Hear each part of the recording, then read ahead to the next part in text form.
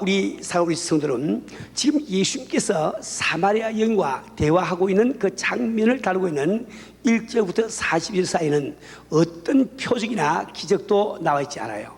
그러나 어떤 표적이나 기적보다도 더 중요한 영적 원리들이 나와 있습니다. 우리는 이 부분을 통해서 우리가 섬기는 우리 주님이 어떤 분이신지 그분의 면모를 우리가 알 수가 있고, 또 우리 신앙생활에 굉장히 필요한 원리들을 우리가 깨달을 수가 있습니다. 예수님께서 이 사마리아 여인과 더불어 대화를 나누시는 1절부터 42절은 다시 세 부분으로 세분될 수가 있어요. 1절부터 6절까지는 우리 예수님께서 그 사마리아 여인과 더불어 대화를 하게 된 경위가 나와 있습니다. 그 다음에 7절부터 26절 사이에는 예수님과 사마리아 여인 사이에 이루어진 대화가 그대로 기록이 되어 있습니다. 27절부터 42절까지 이 사이에는 우리 예수님께서 그 사마리아 여인과 대화한 그 대화의 결과가 나와 있습니다. 그 앞으로 우리 사장 공부를 할 때 먼저 우리 주님께서 어떻게 해서 사마리아 여인과 대화를 하게 되는가, 그 경위를 우리가 먼저 공부하고, 그 다음에 우리 대화 자체를 공부하고, 그 대화가 남긴 결과가 무엇인지 우리 이렇게 공부를 해 나가겠습니다. 오늘은 1절부터 6절까지, 즉 예수님께서 사마리아 여인과 대화하시게 된 경우에 대해서 공부를 하게 됐습니다. 역시 이 부분을 우리 공부할 때도 여러분이 두 가지를 꼭 기억하세요. 이 주안점을 두세요. 제일 첫째 한 가지는 예수님께서는 왜 유대를 떠나서 갈리로 가시게 되는가, 즉 예수님이 유대를 떠나서 갈리로 가시게 된 그 이유를 우리가 주의해 보시길 바랍니다. 두 번째는 우리 예수님께서 참 유대를 떠나서 갈리로 가시는데 왜 사마리아를 통해서 가셔야 된다고 말씀하시는가, 즉 사마리아를 통해서 가시게 된 이유가 무엇인가, 그 두 가지에 중점을 두실 바랍니다.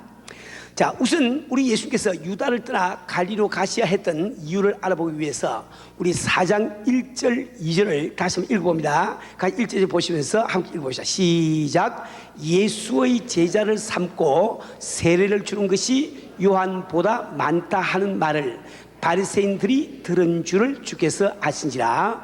예수께서 친히 세례를 주신 것이 아니요 제자들이 준 것이라. 우리 예수님께서 참 이 유대를 떠나서 갈리로 가시게 된 이유는 바로 그가 아셨기 때문에 갔다 이렇게 되는 거예요. 아셨기 때문에. 그럼 무엇을 알았단 말인가? 그것은 바리새인들이 들은 줄을 아시고, 그럼 바리새인들이 들은 것은 무엇인가? 그것은 예수님께서 제자를 삼고 세례를 주는 이가 세례 요한보다 더 많다 한 그 사실을 바리새인들이 들은 것을 알고 우리 주님은 유대를 떠나서 갈리로 가려고 작정을 하시게 되는 겁니다. 우리 사랑하는 성도들은 지난주에도 말씀드렸다시피 세례 요한이 오기에 갖지 않았기 때문에 우리 예수님께서는 그분의 사역을 본격적으로 시작을 하지 않고 있습니다. 그분께서는 유대 땅 한 구석에서 조용히 사역을 하고 계십니다. 그래서 우리 예수님께서는 정말 그분께서 덕을 세우시기 위해서 얼마나 노력하신지 그것을 우리가 볼 수가 있습니다.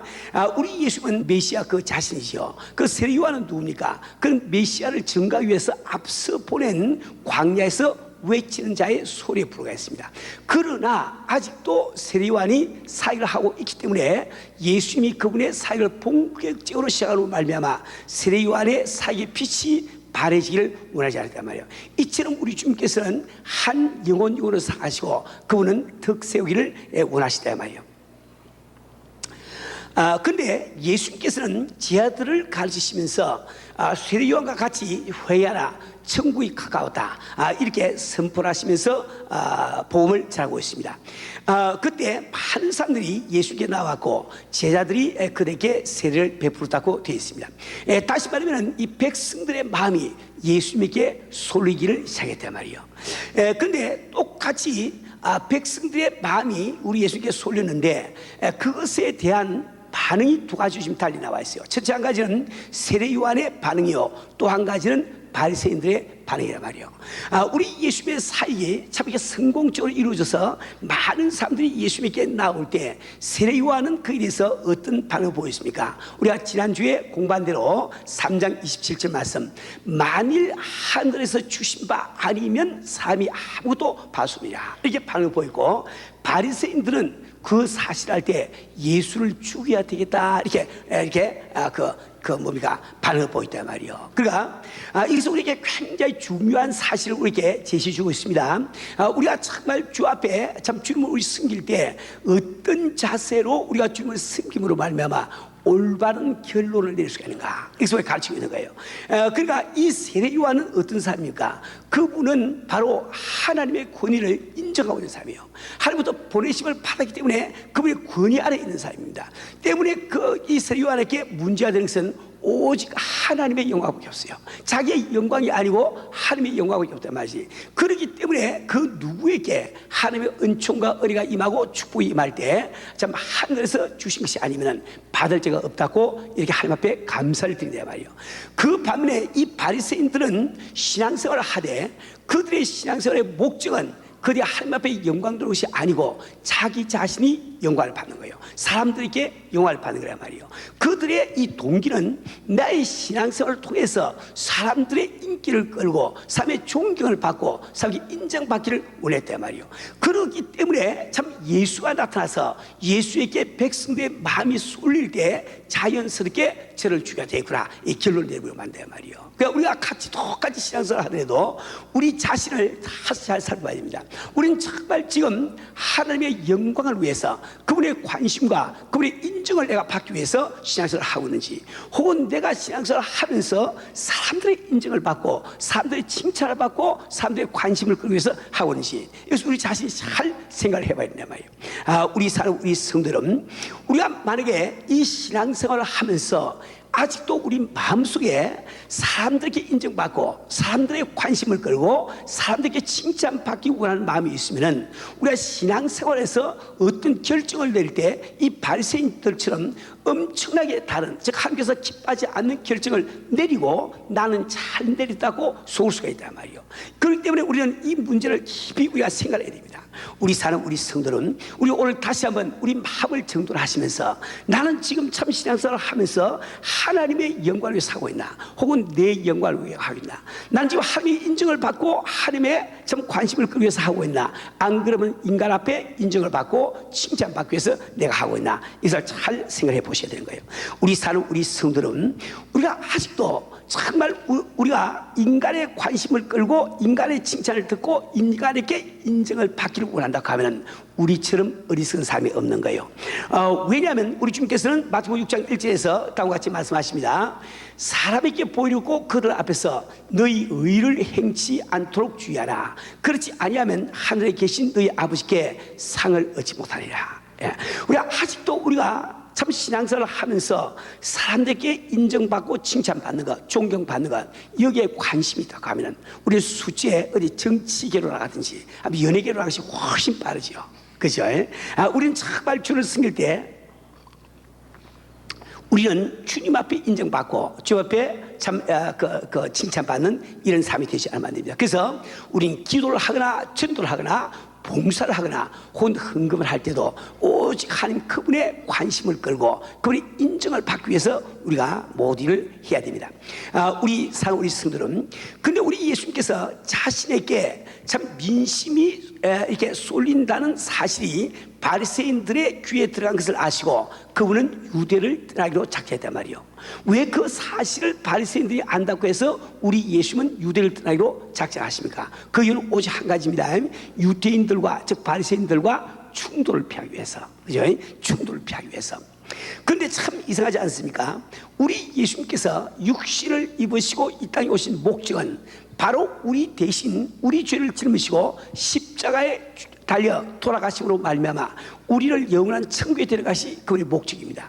다시 말해 그분은 십자가를 지기 위해서 이 땅에 오시단 말이에요. 그 십자가를 지기 위해서 오신 그분은 십자가를 지기 위해서 반드시 바리새인들과 충돌이 일어나지 않으면 안 되는 거예요. 근데 왜 우리 예수님께서는 자기의 온 목적과 반대로 그 충돌을 피해서 참 유대를 떠나서 그 갈리로 가기를 원하고 있는가? 우리가 이 성경 말씀을, 사복음서를 보면은 우리 예수님께서는 정말 처절하기만큼 이 유태인들과의 충돌을 피하면서 피해 다니시는 이런 모습을 보게 됩니다. 예를 들어서 요한복음 8장 59절에 보면은 이렇게 기록이 되어 있습니다. 저희가 돌을 들어 치야그를 예수께서 숨어 성전에서 나가시라. 창조주 되신 우리 예수님께서 그들과 이 충돌을 피하기 위해서 숨어서 나갔다고 되어 있단 말이에요. 여러분들이 이 마태복음 12장에 보면은 우리 주님께서 안식일에 회당에서 손 마른 자를 고치신 다음에 이 유태인들이 그를 죽이기로 이게 언어를 하니까 그걸 피해서 나가는 장면을 보게 됩니다. 여러분이 성경 여러 군데 보면은 우리 주님은 어떻든지 이 참 바리새인들과 충돌을 피하면서 이렇게 지상에서 사역을 하기를 원하시냐 말이에요. 우리 성도들은 왜 우리 주님께서는 참 이 바리새인들과 충돌을 피하려고 그렇게 애를 쓰고 있을까요? 그분께서 과연 십자가의 고통이 겁이 나서 그것이 두려워서 이렇게 시간을 끌고 있겠습니까?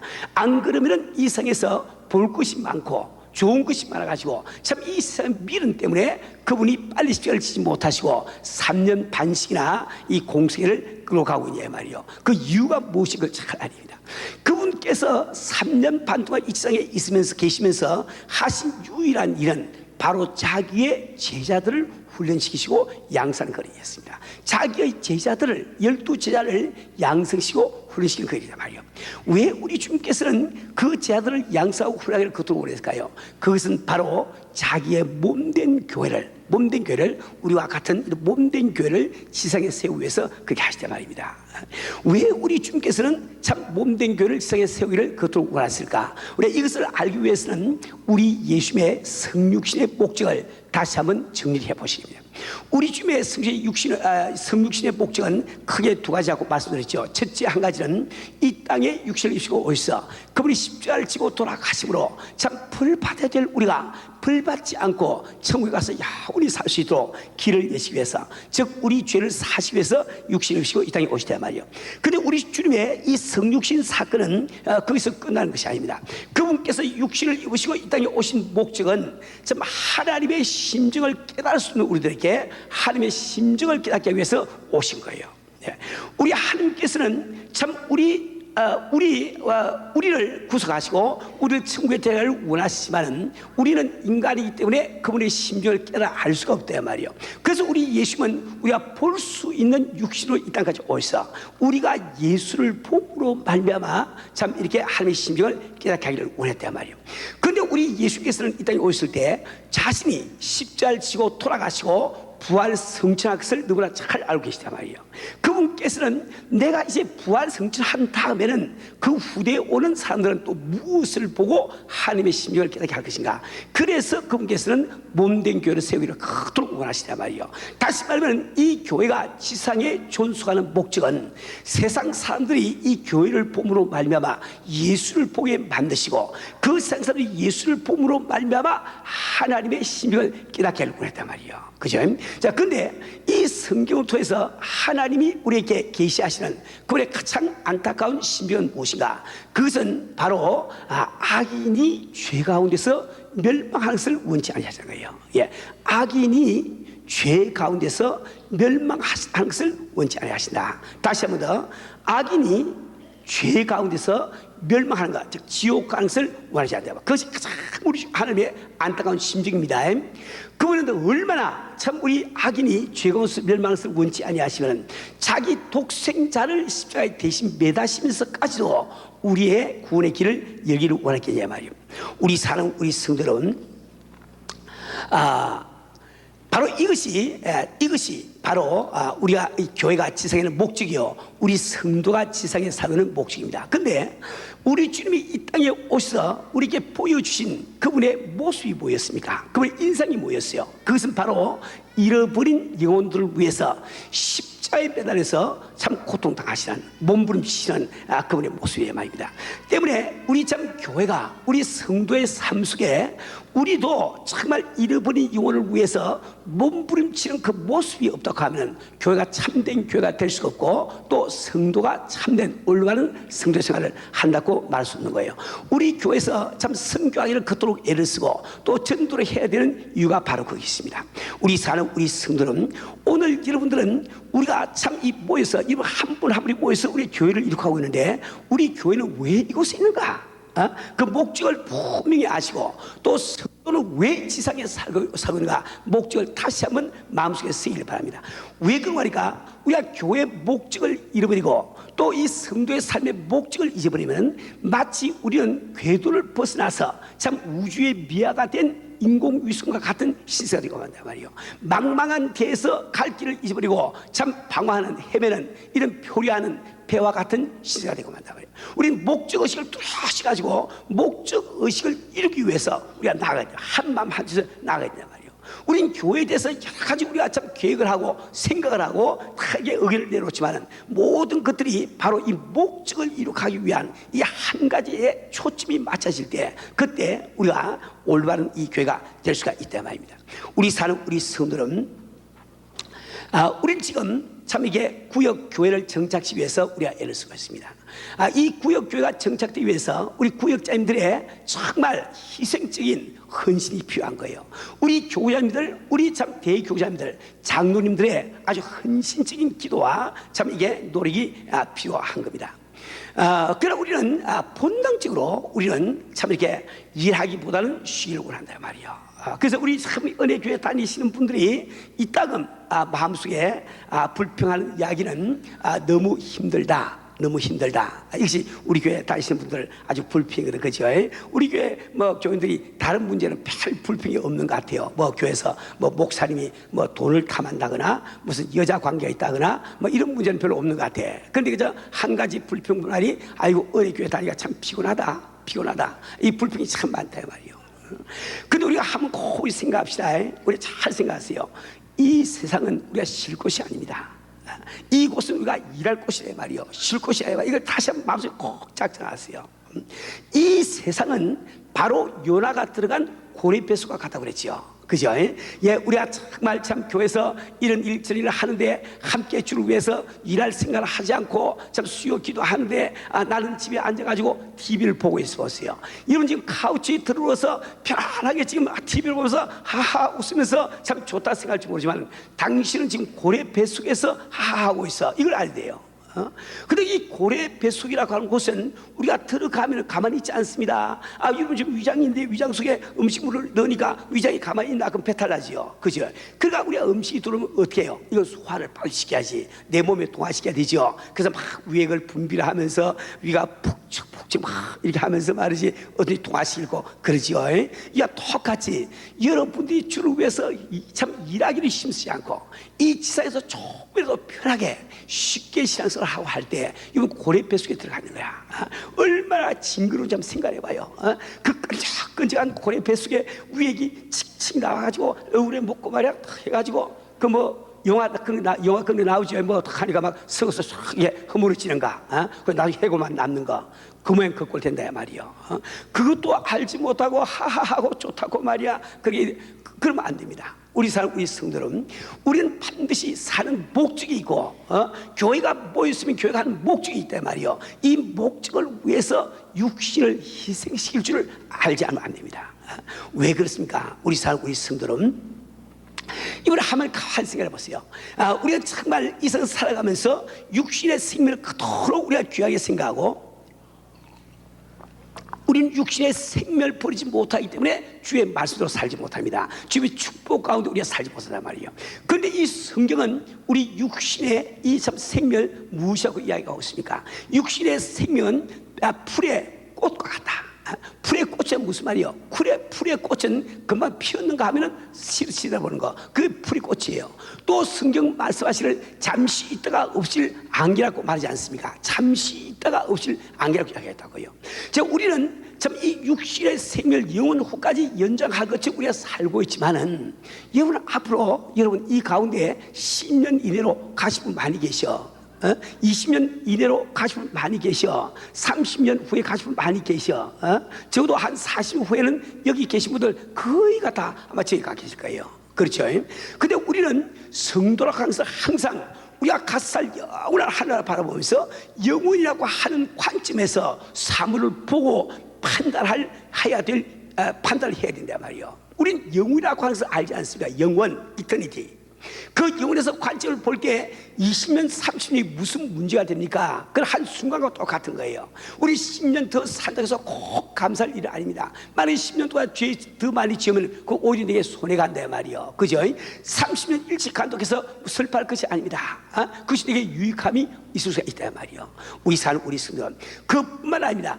우리가 육신의 이 생명을 참 내가 참 이게 유지하기 위해서 애를 쓰지만은 내 마음대로 되지 않습니다. 이제 내 기한이 다 되고 참 주님이 부르시는 그날 오면은 그걸 거부할 사람이 한 사람도 없대요 말이요. 제가 일본에 가서 아다미라고 하는 곳에 갔을 때 들은 이야기입니다. 그 아다미라고 하는 이 도시는 산을 이제 참 등지고 앞에 바닷가에 세워진 동네인데 시인데 이게 산 등석에 세워졌대요 말이요. 아주 유명한 그 휴양지입니다. 근데 그 시가지에서 바닷가로 내려가려고 하니까 이게 쭉 이렇게 있으니까 상당히 가파른 길을 갖다 막 이러면서 내려가는데 한 곳에 가니까 거의 360도로 차가 뺑 여기 돌더라고요. 여기 도는데 그 밑이 적어도 100m가 넘는 절벽이에요. 절벽. 그래서 떨어지면은 뭐 어떻게 본전 찾을 길이 없어. 그런데 얼마 전에 일본 청년 한 사람이 거기로 스포츠카를 몰고 샥 내려가다가 그만 이걸 털지 못하고 싹 뛰어넘어가지고 100m가 넘는 절벽에 떨어졌단 말이야. 떨어졌는데 어디 떨어졌는가 하니까 그 밑을 지나가던 애매한 자동차 지구에 떨어졌어. 그래서 떨어진 청년은 살았는데 밑에 차 몰고 가던 애매한 운전수가 죽어버렸어. 할 수 없는 거예요. 내가 아무리 살기 위해서 조심하고 노력해도 아니 미친 사람이 차 몰고 와서 봤는데 내가 어떻게 할 거냐 말이요.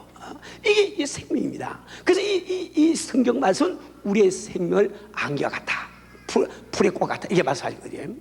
우리가 참 한번 생각해보세요. 이렇게 정말 참 이게 보장이 안 되고 어줍지 않은 육신의 생명을 투자해가지고 야무난 하늘 아래 상급을 반독하면 이처럼 더 지혜로운 일이 어디냐 말이요. 우리 사는 우리 성도는 우리는 다시 한번 주 앞에 결단되는 시간을 우리가 갖기를 바랍니다. 우리 주님께서는 12제자를 다 사랑하시오. 제일 사랑하시오. 그런데 12제자는 모두 다 순교의 제물로 참 주의 나라 갔습니다. 예를 들어서 마태 같은 사람은 에티오피아에서 참수형을 당했어요. 칼로 목을 베서 죽였어요. 마가는 알렉산드리아라고 하는 아프리카에 있는 그 도시에서 말이죠, 짐승처럼 거리를 끌려다니다가 마지막에 죽음을 당했습니다. 누가는 히랍에서 올리브 나무에 교수형을 당해서 죽었다 말이요. 요한은 끓는 기름가마에 던졌지만은 그가 오래 산다는 주님의 예언의 말씀 때문에 기적적으로 그는 죽지 않아. 그래서 한숨이 꺼집어낸 거예요. 그러나 그는 또 밤모습에 가서 큰 유배를 당하면서 고통을 당하고 정말 순교자에 못지않은 큰 어려운 생활을 하면서 100세가 넘어서 주 앞에 간 것을 우리가 잘 알고 있습니다. 베드로는 여러분이 잘 아신 대로 로마에서 십자가에 거꾸로 달려서 죽지 않았습니까?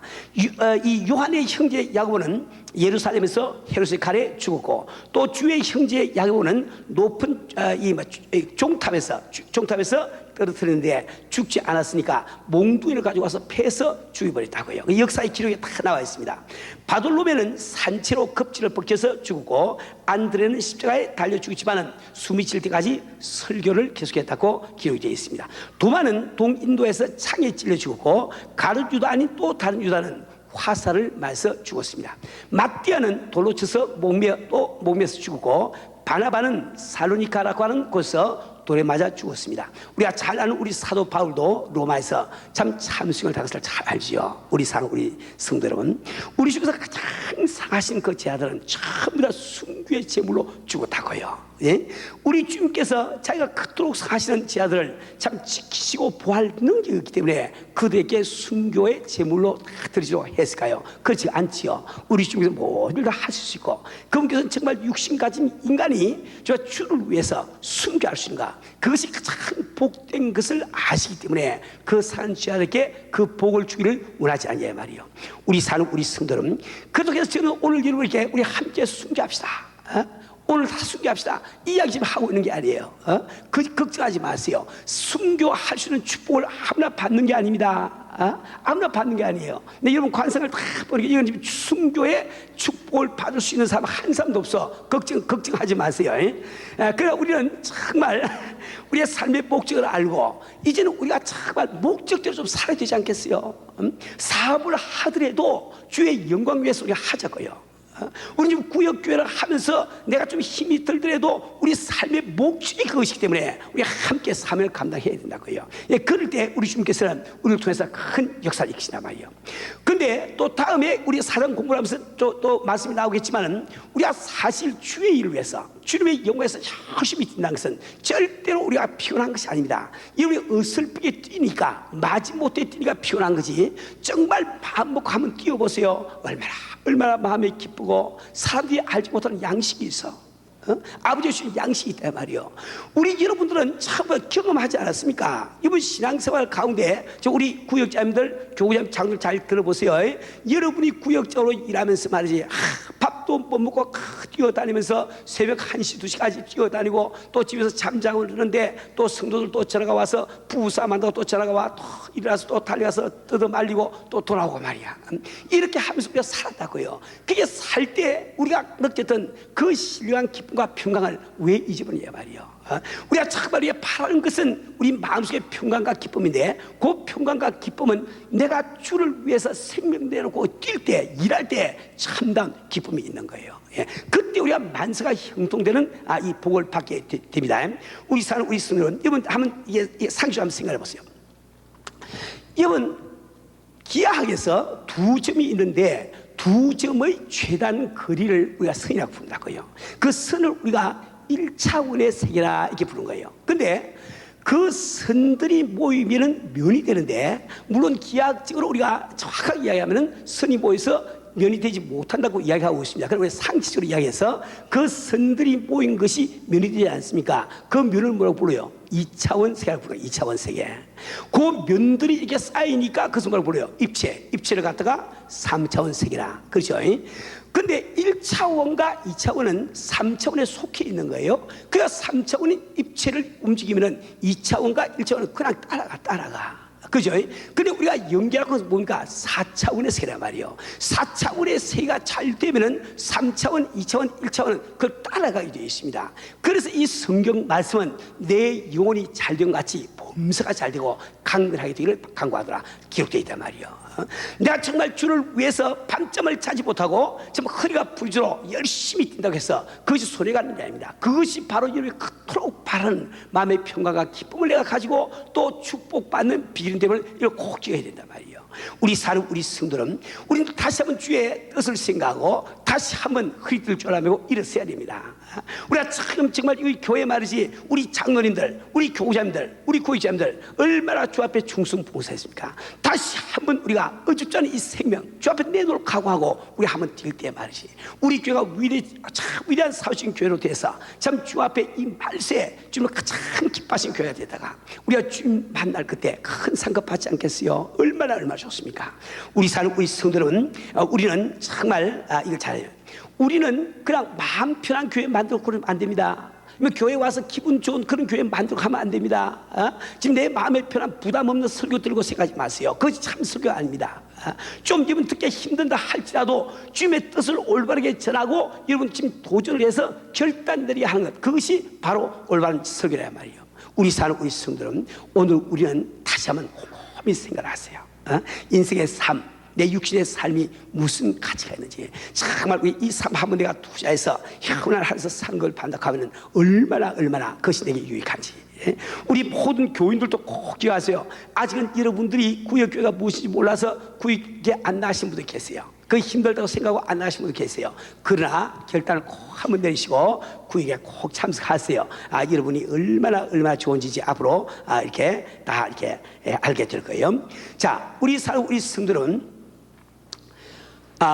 우리는 정말 참 굶주려도 우리 주의 길을 가야 됩니다. 예, 다리가 아파도 우리 주의 길을 가야 되는 거예요. 일만은 우리가 꼭 가야 되는 거, 이걸 꼭 기억해야 합니다. 자, 이제 우리 두 번째로 우리 예수님께서 유대를 떠나 갈리로 가시는데 사마리아를 통행하여야 하겠는지라, 통행하여 하겠는지라, 그분의 의지, 그분의 결단을 이야기하고 있단 말이에요. 영어 성경에 보면 그는 must라고 하는 조동사로 쓰고 있습니다. I must. 내가 꼭 그렇게 해야 되겠다. 의지, 결단되거든요. 왜 우리 예수님은 이 사마리아를 통해서 가야 되겠다고 말씀하시는가? 그 배경을 우리가 알기 위해서 여러분들이 조금 역사적인 말이지 또 지리적인 이 배경을 먼저 좀 아셔야 됩니다. 우선 역사적인 배경을 좀 말씀드리면은, 이건 잘 알다시피 솔로몬 대왕이 죽은 다음에 유대 나라, 그 이스라엘이라고 하는 나라는 두 개로 갈렸지요. 북방 왕국과 남방 왕국으로. 북방 왕국을 뭐라고 했어요? 이스라엘. 남방 왕국을 유대. 그렇죠? 그런데 이 북방 왕국 이스라엘은 BC 722년에 그 당시 세계 최대 강대국인 아수리아에게 패망을 당합니다. 근데 이 아수리아 제국에서는 말이죠, 자기들이 정복한 민족들을 계속해서 자기들 지배하기 위해서 어떤 방법을 쓴가 하니까, 일단 어떤 민족을 정복하면 그 땅에 있는 민족을 갖다가 딴 곳으로 다 옮겨 식민 정책을 썼단 말이에요. 그리고 또 다른 데 있는 민족을 또 여기다 갖다 다 심으나, 그렇게 함으로 해서 그들이 독립운동이나 이걸 못하게 했단 말이에요. 그래서 이 아수리아는 이스라엘을 정복한 다음에 그 당시에 북방 왕국인 이스라엘의 수도인 사마리아와 그 근처에 있는 이스라엘 백성들을 다 외국으로 다 끌고 가버렸다고요. 근데 끌고 갈 때, 그때 사람들 끌고 가기 위해서 그때 코에다가 코골이 맞는 거야. 그때 입술에 골이 채운 거예요. 요다 많이 하고 있는데, 그 옛날에 그 포로됐던 점검이다. 이게 그리 끌고 갔다고 다 끼어가지고 말이지. 그리고 또 이제 다른 민족을 갖다가 그 다 옮겨 놓았다고요. 그런데 그 다른 민족이 참 이 사마리아 지역에 와서 사는데, 그곳에는 살아온 짐승들이 나와가지고 많은 사람들을 해쳤습니다. 그때 그 이방인들이 생각하기를, 우리가 이 참 이스라엘 땅에 와서 이 사람들이 섬긴 이 땅의 신을 우리가 알지 못하고 그 신을 어떻게 섬기는지 우리가 모르기 때문에 그 신의 재앙을 바꾸기라, 이렇게 생각을 하고, 그 사람들이 이제 아수리아 왕에게 그 뭡니까 그 뭐라 그러지, 그 부탁을 했습니다. 우리가 지금 이스라엘 백성들이 섬기는 여호와를 섬길 줄 모르기 때문에 우리가 이런 재앙을 받고 있으니, 대왕이여, 꼭 이스라엘 백성들을 도로 일로 좀 데려와서 우리가 이 땅에 하나님을 섬기는 법을 좀 배우게 해주세요. 이렇게 신청을 하니까 그 참 아수리아 왕이 그 요구를 들어서 이 참 일단에 이스라엘 백성들 갖다 도로 본국으로 데려와서 그 사람들에게 여호와를 섬기는 법을 가르치겠단 말이에요. 그래서 그 당시에 사마리아에 살고 있는 이방인들은 자기 우상은 자기 우상대로 섬기면서 또 여호와의 제사에 또 이렇게 또 그걸 했다고요. 이게 제사를 또 지났단 말이지. 나중에 또 우리가 또 공부를 또 하게 되지만, 그렇게 하면서 이 알렉산더 대왕이 세계를 정복할 그 당시에 유대 나라의 대제사장의 아들의 마나사라고 하는 사람이 있습니다. 이 마나사라고 하는 사람이 그 당시에 사마리아의 참 이렇게 총독이라고 할까, 왕이라고 할까, 이런 그 산발랏이라고 하는 이 사람의 딸과 참 이렇게 결혼을 해가지고 그 딸을, 이방인 딸을 갖다 데려왔단 말이에요. 그래서 유대 나라에서 막 야단 법석이 났습니다. 그래서 막 데모가 일어나고 이래가지고 이 사람은 마나사는 앞으로 대제사장 직분을 계승시키면 안 된다, 막 여러 가지 그걸 해라. 그러니까 이제 이 산발랏이라고 이 아들이 자기 그 이방인 철을 버리지 아니하고 그 철을 데리고 사마리아로 도망을 갔다고요. 도망을 가가지고 그 당시에 알렉산더 대왕에게 청을 해가지고 그때 그리심 산에 성전을 또 짓게 한다고요. 그래서 이제 그 사마리아 여인이 우리는 이 산에서 예배 드려야 한다는데 당신들은 또 예루살렘에 드려야 된다고 하니 이 무슨 말인가, 그 뜻이 바로 그런 뜻이거든요. 그렇게 하면서 그 이방인들과 이 참 돌아온 이스라엘 백성들이 이제 혼혈이 됐다고요. 같이 이렇게 짬뽕이 됐다고. 그러니까 믹스 메어리지 이렇게 결혼해가지고 그래서 거기에서 태어난 혼혈 종족이 사마리아 종족이라고 따로 있습니다. 지금 현재도 저는 가보지 않았지만은 사마리아인들이 다 이제 태화가 돼가지고 지금 이제 한 200명 못되게 살아남아 있대요. 이 근친 이걸 해서 그런지 자꾸 줄어가지고 지금 한 200명 가까이 남아서 지금도 그리심산에서 예배를 제사를 지낸다는 이야기를 들은 적이 있단 말이에요. 자, 그러니까 지금 이 사마리아이라고 하는 것은 이스라엘 백성과 그 땅에 온 이방인과 사이에 태어난 혼혈 족속. 그죠? 그렇게 하면서 또 자기 본고장에서 가지고 온 우상을 섬기고 있으니까 이 유태 나라에서 볼 때는 이건 완전히 이건 이란이야.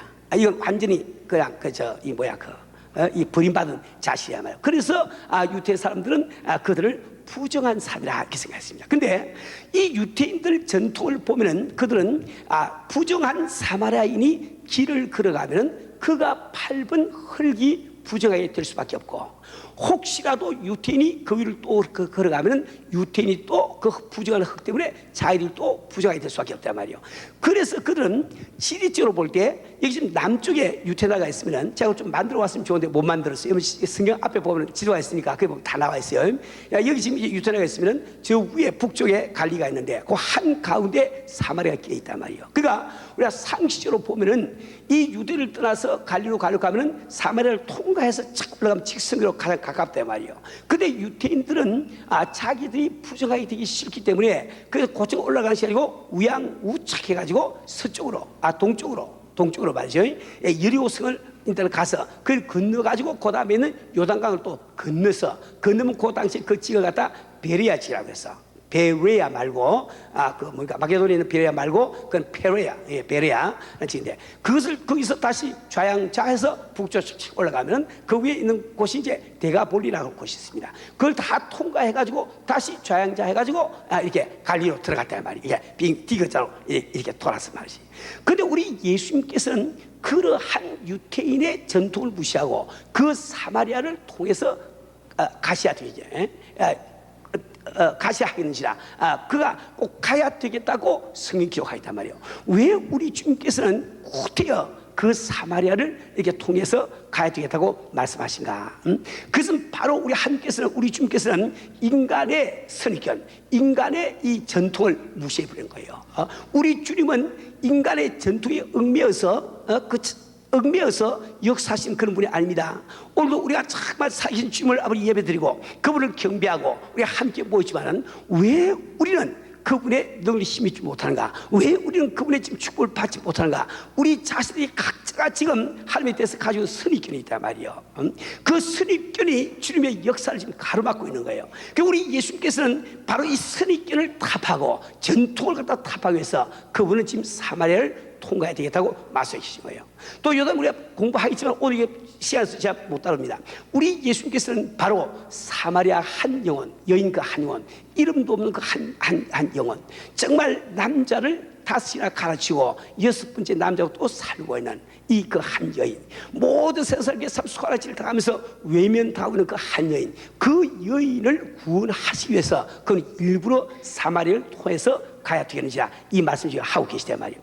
우리 성도는 오늘 우리는 우리 교회를 다니면서 주님을 섬기면서 내가 갖고 있는 주님에 대한 나의 생각이 얼마나 많이 이제 전통과 상식과 인간의 지식에 의한 내 논리에 의한 혹은 내 경험에 의한 참 이 뭔가 선입교회라고 하는 박스 속에 주님을 집어넣어 놓고 역사를 원하고 있냐, 이 문제 우리가 꼭 생각을 해봐야 됩니다. 여러분, 이 선입교회라고 하는 것은 얼마나 참 무서운 거니까 예를 들어서 한번 생각해 봅시다. 어느 교회에서 목사님이 공식이 됐습니다. 그래서 그 교회에서는 목사 청빙위원회를 만들어 가지고 광고를 했어요. 목사 초빙 광고를 했습니다.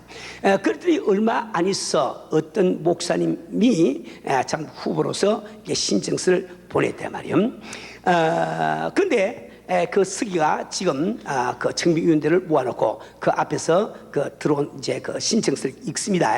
그 읽어보니까 이게 이렇게 되어 있습니다. 사랑하는 청빙위원 여러분께, 저는 여러분의 교회에서 심호하기를 위하여 잠시 제 자신에 대하여 소개를 원합니다. 저는 나이가 50여세가 되었습니다. 키는 별로 크지 아니하며 머리는 대머리가 져 있습니다. 신체는 왜소한 편이지만은 그래도 설교는 꽤 잘한다는 평을 받고 있습니다. 저는 제가 가는 곳곳에서 크리스찬 리더로서 일을 해왔습니다. 또한 글도 많이 쓴 편입니다. 저는 저희 신학견에 대해서는 양보를 하지 못합니다. 그렇기 때문에 제가 여러 곳을 돌아다니면서 목회를 했습니다만은 어느 교회에서나 3년 이상은 머물러 본 적이 없습니다. 또 제가 목회한 교회는 별로 큰 편도 되지 못했습니다. 저희 신학적인 고집 때문에 목회하는 곳곳마다 다른 교계 지도자들과 마찰과 충돌이 생겼고, 또한 시민이나 교인들의 소외가 끊임없이 일어나서 결국에는 그곳을 또 떠나지 않으면 안 되었습니다. 저는 육체적인 폐를 당하기도 했고 감옥에도 4번은 서너 번은 들어간 경력이 있습니다. 저는 행정 능력은 전혀 없습니다. 제가 목회하면서 누구에게 세를 주는지 그것도 잘 기억을 못하는 편입니다. 그러나 여러분이 저를 청배해 주시라면 저는 여러분을 위해서 최선을 다해서 노력하겠습니다. 이게 편지에 있단 말이에요. 청빙위원들이 그걸 듣고 말이지 막 화를 냈다고요. 아니 우리 교회를 무슨 어떤 교회를 보고 이 따위 사회 말이지 다 이렇게 오겠다고 신청을 내는가 말이지 한참 막 떠들고 있는데 그 참 편지에 있던 서기가 깜짝 놀라면서 이야기를 합니다. 아니 여러분, 그런데 발신을 보니까 사도 바울이라고 되어 있는데요. 사도 바울, 사도 바울이 신청했어. 근데 우리가 인간적인 이 상식 때문에 사도 바울도 못 모셔. 이렇게 우리가 가진 성경이 두려운 것이고 무슨 것이야 말이요. 우리 수는 나는 오늘 여러분께 이걸 꼭 말씀드리고 싶어요. 우리는 우리 과거의 내 체험을 통해서 하나님을 가두지 마세요. 하나님의 선교를 가지 마세요. 내 과거의 체험을 통해서 그분이 내 감기 몸살 정도는 고쳐줄 수 있지만은 그분께서 내 암이야 어떻게 치유할 수 있어야 그것이 바로 불신앙에 가서 그걸 알아야 돼. 우리 주님께서 나의 영혼 문제를 참 이게 해결해 주시고 나를 천국까지 데려가신 그 문제를 내가 참 이게 참 주님께서 해 주실 믿지만은 어떻게 그분이 내 사업까지 책임지겠는가? 그래서 우리는 내 영혼의 문제를 주 앞에 맡기면서 주님 앞에 우리 가게만은 please don't touch 이렇게 하고 내가 혼자 염려하고 근심하고 내 힘으로 하려고 하니까 주님이 역사를 못하고 계시냐 말이요. 그렇죠? 우린 지금 현재 정말 우리가 주를 위해서 일하기 위해서 우리 참 성도들이 참 세계적인 기업과 참 이 국제적인 재벌을 대기 위해서 지금 또 저는 계속해서 여러분을 위해서 기도를 하고 있단 말이에요. 그런데 왜 그것이 왜 이루지 않습니까? 여러분 마음속에 그분이 나의 죄 문제를 해주시면은 어떻게 내 회사 경영까지 그분이 알고 해주실까? 안 믿는다 말이에요. 불신앙은 다른 게 불신앙이 아니라고 그랬죠. 10가지 재앙을 참 경험하고 나온 이스라엘 백성들이 홍해를 가르고 나와서 그들은 불평을 했습니다. 아무리 10가지 재앙을 베푸시하며 할지라도 어찌 이 광야에서 200만이 넘는 이스라엘 백성에게 식탁을 예비할 수 있어야? 그게 불신앙인 거예요. 그게 불신앙인 거예요. 그래 이 성경 말씀은 정말 참 이게 40년 동안 한 끼도 그러지 아니하시고 그분께서 꼬박꼬박 식탁을 예비해 주신 이 사실을 이야기하고 있지 않습니까? 오늘 여러분들은 선입견을 버리세요. 내 선입견을 버리세요. 내 선입견 때문에 주님을 역사하지 못하는 어리석은 순간 되면 안 됩니다. 우리 마음을 활짝 열고 주 앞에 옷을 받게 되는 이런 순간 되지 않으면 안 되는 거예요.